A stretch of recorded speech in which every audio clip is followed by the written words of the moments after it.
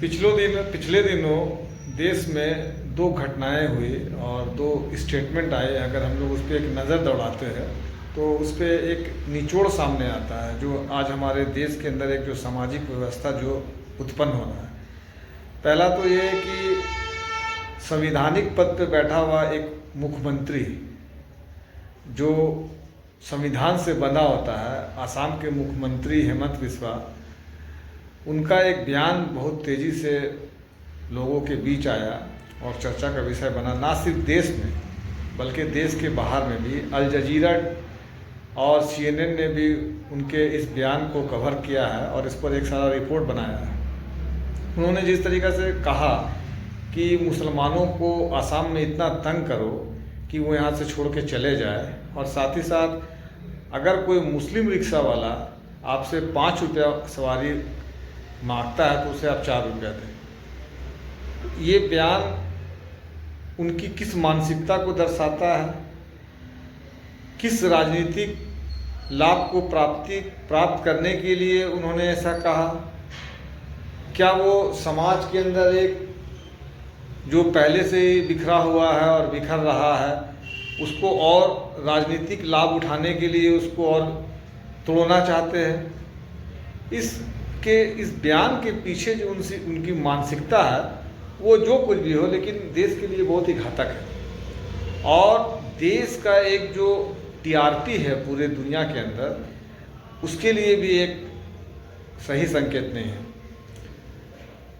इसको हमारे जो भारतीय समाज है, इस तरीक़ा के जो लोग हैं, इस तरीक़ा का जो बयान दे करके सेंसेशन पैदा करना चाहते हैं, उनका बायकॉट करना चाहिए।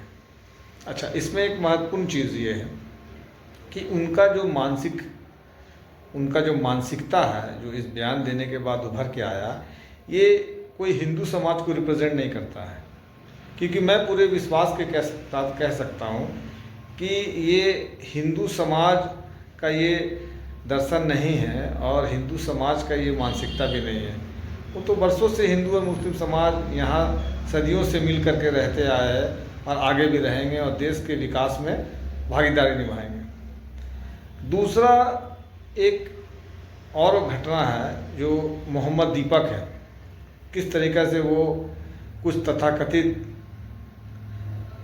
जो बजरंग दल के लोग हैं वो एक मुस्लिम बुज़ुर्ग को तंग कर रहे थे, तो वो किस तरीक़ा से आगे आए और किस तरीक़ा से उन्होंने इसको डिफेंड किया, और ये भी पूरे दुनिया में ये न्यूज़ गया है। तो वास्तव में जो हिंदू समाज है या कोई भी समाज है, उसका चेहरा मोहम्मद दीपक है, ना कि ऐसे व्यक्ति है जो राजनीतिक लाभ उठाने के लिए धार्मिक रूप से लोगों के बीच भेदभाव पैदा करते हैं, तोड़फोड़ पैदा करते हैं। तो इसका निचोड़ ये है कि रियल में जो हिंदू समाज है या मुस्लिम समाज है वो मोहम्मद दीपक की मानसिकता को रिप्रेजेंट करता है, और इसी मानसिकता को हम लोग को, इसी विचारधारा को ले करके हम लोग को देश के अंदर आगे एक माहौल बनाना चाहिए।